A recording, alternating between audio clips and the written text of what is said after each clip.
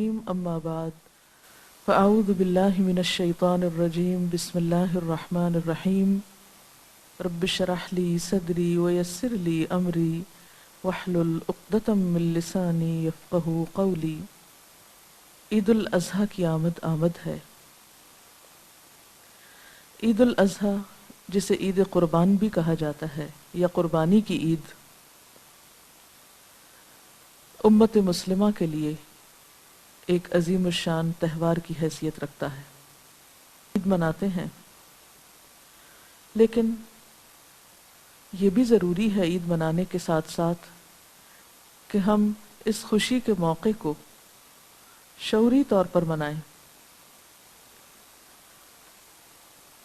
سوال یہ پیدا ہوتا ہے کہ یہ دن خوشی کا دن کیوں قرار پایا؟ اس دن کو عید قربان کیوں کہا جاتا ہے؟ عید کا قربانی کے ساتھ کیا تعلق ہے؟ اس دن ہمیں کیا کچھ کرنا چاہیے؟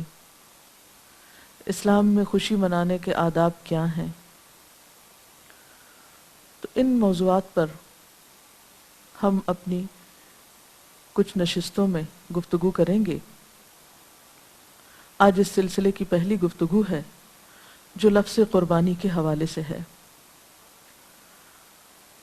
قربانی کا لفظ اردو میں ایک مشہور و معروف لفظ ہے۔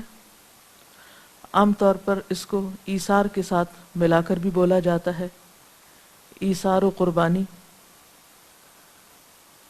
ایثار کا مطلب ہوتا ہے خود پر دوسرے کو ترجیح دینا، اپنی ضرورت قربان کر کے خود تکلیف اٹھا کر دوسرے کو آرام پہنچانا، جیسا کہ قرآن پاک میں آتا ہے وَيُؤْثِرُونَ عَلَىٰ أَنفُسِهِمْ وَلَوْ كَانَ بِهِمْ خَصَاصَةٌ، وہ اپنی جان پر، اپنے نفسوں پر دوسروں کو ترجیح دیتے ہیں، خواہ وہ خود بھوکے ہی کیوں نہ ہوں، خواہ وہ ضرورت مند ہی کیوں نہ ہوں۔ اور اگر دیکھا جائے تو حقیقت یہ ہے کہ زندگی کا لطف قربانی میں ہے۔ زندگی کا اصل مزہ دینے میں ہے۔ اصل خوشی، اصل سکون اور اطمینان لینے سے زیادہ دوسروں کو دینے میں ہے۔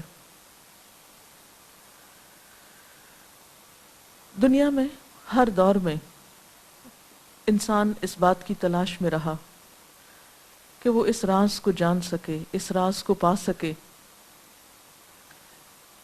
کہ خوشی کس چیز کا نام ہے، خوشی کیسے حاصل ہوتی۔ تو خوشی کا راز، خوشی کا فلسفہ اور خوشی کس چیز میں ہے، اس بات پر دنیا کے ہر دور میں مختلف طرح سے قیاس آرائیاں کی جاتی رہیں، اور ایک بات جس پر مغرب اور مشرق گویا ہر طرف کے علماء، فلاسفرز، اسکالرز، محققین کا اتفاق ہے، وہ یہ ہے کہ انسان کو اصل خوشی دوسروں پر احسان کرنے سے، دوسروں کے لیے قربانی کرنے سے حاصل ہوتی ہے۔ ایک ہوتی ہے سطحی خوشی کہ مثلاً انسان کو کوئی چیز مل جاتی، اسے کچھ حاصل ہوتا ہے، کوئی اچیومنٹ ہوتی ہے، اس کی کچھ پا لیتا ہے، وقتی طور پر اسے کچھ ملتا ہے تو وہ خوش ہو جاتا ہے۔ ایسی خوشی خوشی تو ہوتی ہے یا خوشی تو کہلاتی ہے، لیکن بہت وقتی اور سطحی خوشی ہوتی۔ اصل خوشی جس سے انسان سرشار ہوتا ہے وہ صرف لینے سے نہیں، وہ خوشی جو انسان کی روح کے اندر تک اترتی ہے، وہ خوشی دینے سے حاصل ہوتی۔ اور ایثار و قربانی میں پہلی چیز دینا ہی ہے۔ قربانی کا لفظ قرب سے نکلا ہے۔ قرب قریب ہونے کو کہتے ہیں ہر وہ کام، ہر وہ عمل، ہر وہ طریقہ جس سے کسی کا قرب حاصل کیا جا سکے، اسی کا نام قربانی ہے۔ دنیاوی امور میں ہم دیکھیں تو دنیا میں بہت سے کام چل ہی اس وقت سکتے ہیں جب مختلف چیزیں اپنے آپ کو قربان کرتی ہیں۔ مثلاً آپ دیکھیں، سورج قربانی دیتا ہے، ڈوبتا ہے تو رات آتی ہے، رات آتی ہے تو ہمیں سکون ملتا ہے، ہم سو سکتے ہیں، باعث راحت ہوتی ہے وہ۔ اسی طرح رات جاتی ہے، اندھیرا جاتا ہے تو دن نکلتا ہے، ہمیں روشنی ملتی ہے۔ اسی طرح مختلف موسموں کا بدلنا، انسانی جسم کی مختلف حالتوں کا تبدیل ہونا۔ مثلاً بچپن کی اپنی ایک خوشی ہے، معصومیت کا زمانہ ہے، لیکن بچپن جاتا ہے یا قربان ہوتا ہے تو انسان کو جوانی ملتی۔ جوانی کے زمانے کی اپنی رونقیں ہیں یا ایک الگ ہی بات ہے، لیکن جو حکمت انسان کو جوانی کے جانے کے بعد یا عمر کے پختہ ہونے پر ملتی ہے، وہ اسی وقت ملتی ہے جب انسان کی جوانی قربان ہوتی ہے یا جوانی رخصت ہوتی ہے۔ تو بہت سی چیزیں پانے کے لیے بہت کچھ قربان کرنا پڑتا ہے۔ مثلاً آپ نیند قربان کرتے ہیں تو تب جا کر آپ بہت سے اپنی ضروریات پوری کر سکتے ہیں، علم کی اعلیٰ منازل طے کر سکتے ہیں۔ ہر شخص کی زندگی میں کچھ نہ کچھ امنگیں ہوتی ہیں، کچھ خواہشات ہوتی ہیں، کچھ پانے کی تمنا ہوتی ہے، کچھ حاصل کرنے کا شوق ہوتا ہے۔ یہ سب شوق اور یہ تمنائیں اس وقت تک پوری نہیں ہو سکتی جب تک کہ انسان ان کے لیے کچھ قربان نہیں کرتا۔ آپ کچھ خریدنا چاہتے ہیں، کچھ حاصل کرنا چاہتے ہیں، آپ کو مال قربان کرنا پڑتا ہے۔ تو گویا ہر لمحے جو پیدا ہو رہا ہے، جو وجود میں آ رہا ہے، جو مل رہا ہے، اس کے بدلے کچھ نہ کچھ قربان بھی ہو رہا ہوتا ہے، کچھ نہ کچھ جا بھی رہا ہوتا ہے۔ گیو اینڈ ٹیک اسی لیے کہا جاتا ہے کہ جب تک آپ کچھ دیتے نہیں، یعنی قربان نہیں کرتے، اس وقت تک آپ کچھ لے نہیں سکتے، حاصل نہیں کر پاتے۔ تو یہ تو ایک یونیورسل ریالٹی ہے، ایک حقیقت ہے جس سے کسی کو انکار نہیں۔ لیکن کچھ قربانیاں انوکھی قربانیاں ہوتی ہیں، اور کچھ قربانیاں ایسی بھی ہوتی ہیں جن کا بدلہ انسان کو فوری طور پر نہیں ملتا یا اس دنیا میں نہیں ملتا، اس کا بدلہ انسان کو آخرت میں ملتا ہے۔ ہم جتنی بھی عبادت اللہ تعالیٰ کی کرتے ہیں اس میں بھی کسی نہ کسی طرح قربانی کا پہلو ہے۔ اور ہم عبادات کیوں بجا لاتے ہیں؟ نماز کیوں پڑھتے ہیں؟ روزہ کیوں رکھتے ہیں؟ حج کیوں کرتے ہیں؟ زکوٰۃ کیوں دیتے ہیں؟ اللہ کی رضا کے لیے۔ تو ان میں سے کوئی عبادت بھی ہو نہیں سکتی جب تک کہ ہم اس کے لیے قربانی نہیں کرتے۔ مثلاً نماز پڑھنے کے لیے آپ کو اپنے وقت کی قربانی کرنی پڑتی ہے، اپنے کام کی قربانی کرنی پڑتی ہے، بعض اوقات اپنی کسی پسندیدہ ترین چیز کی قربانی کرنی پڑتی ہے۔ مثلاً نیند ہم سب کو بہت پیاری ہوتی ہے۔ آپ فجر کی نماز کیسے پڑھ سکتے ہیں اگر آپ اپنی نیند قربان نہ کریں؟ اسی طرح مال کی محبت ہر شخص کے دل میں ہے، ہر انسان اس پر گواہ ہے کہ انسان مال کی محبت میں، جیسے کہ اللہ تعالیٰ قرآن پاک میں فرماتے ہیں کہ انسان مال کی محبت میں بہت شدید ہے، اور وہ اس پر خود بھی گواہ ہے، یعنی جانتا ہے کہ اس کے دل میں مال کی محبت ہے۔ ہر شخص اپنے دل کو ٹٹول کے دیکھ سکتا ہے۔ لیکن جب انسان اپنا مال اللہ کی راہ میں قربان کرتا ہے، اللہ کی محبت میں دوسروں پہ خرچ کرتا ہے، جیسا کہ قرآن پاک میں آتا ہے وَيُطْعِمُونَ الطَّعَامَ عَلَى حُبِّهِ مسکینا و یتیما و اسیرا، کہ وہ اس کی محبت میں، یعنی اللہ تعالیٰ کی محبت میں اپنا مال خرچ کرتے ہیں مسکین اور یتیم اور قیدی پر. اور کیا کہتے ہیں؟ انما نطعمکم لوجہ اللہ لا نرید منکم جزاء ولا شکورا، کہ ہم تو تمہیں صرف اللہ کے لیے کھلا رہے ہیں، تم سے کوئی بدلہ یا شکریہ نہیں چاہتے. تو یہاں بھی آپ دیکھتے ہیں کہ اللہ کی محبت پانے کے لیے، ایک اعلیٰ مقصد کے حصول کے لیے آپ اپنا مال قربان کرتے ہیں. اسی طرح جب آپ روزہ رکھتے ہیں تو اس میں بھی آپ قربانی کر رہے ہوتے ہیں، اپنی خواہشات کی قربانی کرتے ہیں. اور انسانی خواہشات میں ایک شدید ترین خواہش کھانے کی خواہش ہوتی.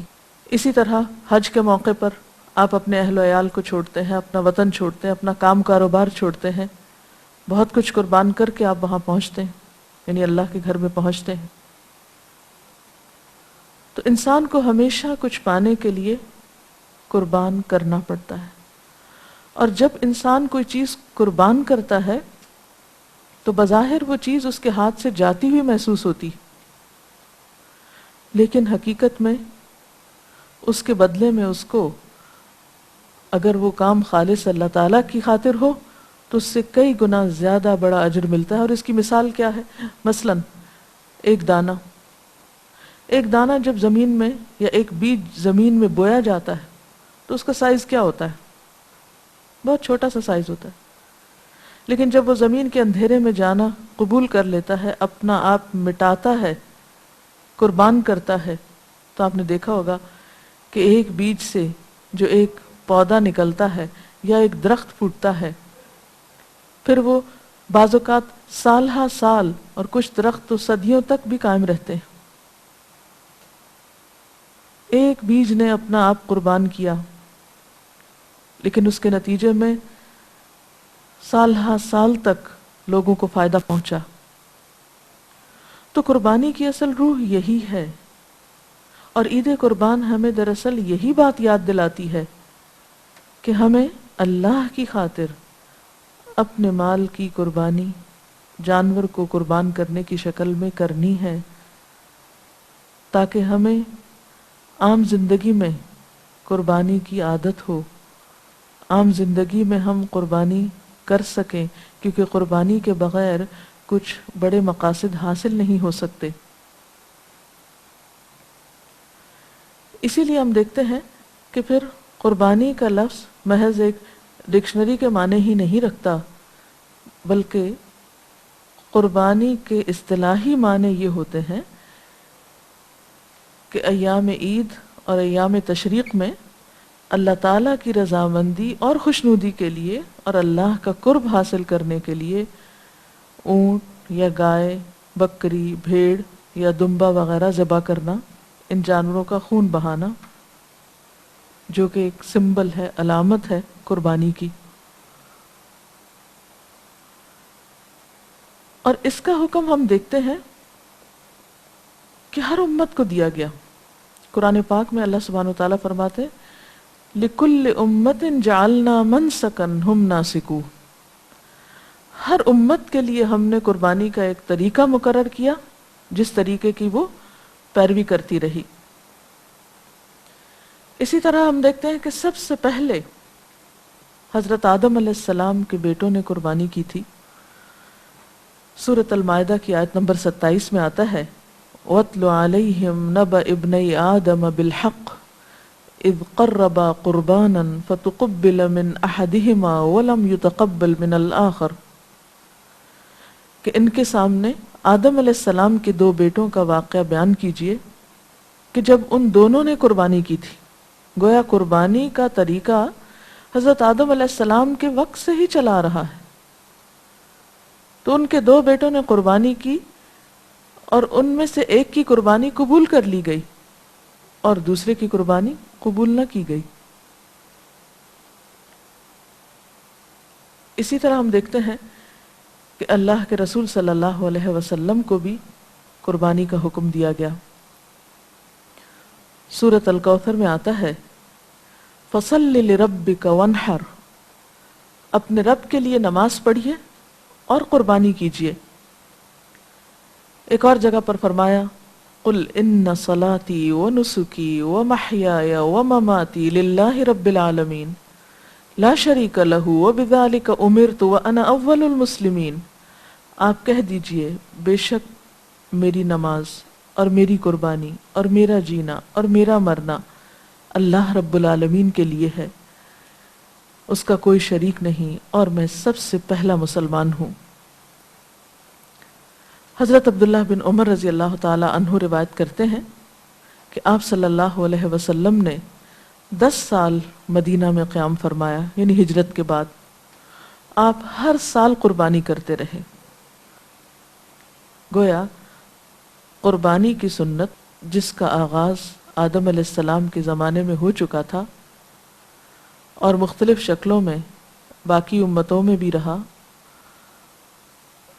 اس کا عملی نمونہ ہم نبی صلی اللہ علیہ وسلم کی زندگی میں دیکھتے ہیں کہ آپ نے 10 سال ہمیشہ قربانی کی، یعنی ہر عید الاضحیٰ کے موقع پر قربانی کی. اور پھر ہم دیکھتے ہیں کہ اس قربانی کے بارے میں جب صحابہ کرام نے آپ صلی اللہ علیہ وسلم سے دریافت کیا کہ ما هذه الاضاحی، یہ قربانیاں کیا ہیں، ہم قربانی کیوں کرتے ہیں، تو آپ نے فرمایا سنت ابیکم ابراہیم، یہ تمہارے باپ ابراہیم علیہ السلام کی سنت ہے، ان کا طریقہ ہے. ابراہیم علیہ السلام کی سنت کیا ہے، آپ کا طریقہ کیا ہے، اور اس قربانی کا تعلق ابراہیم علیہ السلام کے ساتھ کس طرح ہے، اس کے بارے میں انشاءاللہ ہم اگلی نشست میں گفتگو کریں گے تفصیل کے ساتھ. لیکن آج کی گفتگو کے حوالے سے اگر کوئی سوال آپ کے ذہن میں ہو تو آپ کر سکتے ہیں. میڈم میں جو پوچھنا چاہ رہی ہوں کہ عام زندگی میں کس سطح پر قربانی کی جا سکتی ہے؟ آپ دیکھیے کہ ہماری ساری زندگی قربانیوں کا مجموعہ ہے. اس وقت تک زندگی کی گاڑی چل نہیں سکتی جب تک انسان قربانی کے جذبے سے سرشار نہ ہو، جب تک اس کے اندر ایثار کی صفت نہ ہو. لیکن آج کے دور میں ہر شخص اپنے حقوق مانگتا ہے، اپنی ذات کا فائدہ چاہتا ہے، اور عام طور پر سبق بھی یہی دیا جا رہا ہے کہ خواہ دوسروں سے لڑو جھگڑو، دوسروں کے ادب احترام میں کمی کرو، محبت کے، رحمت اور شفقت کے رشتے پامال ہوں، اس سے کوئی غرض نہیں.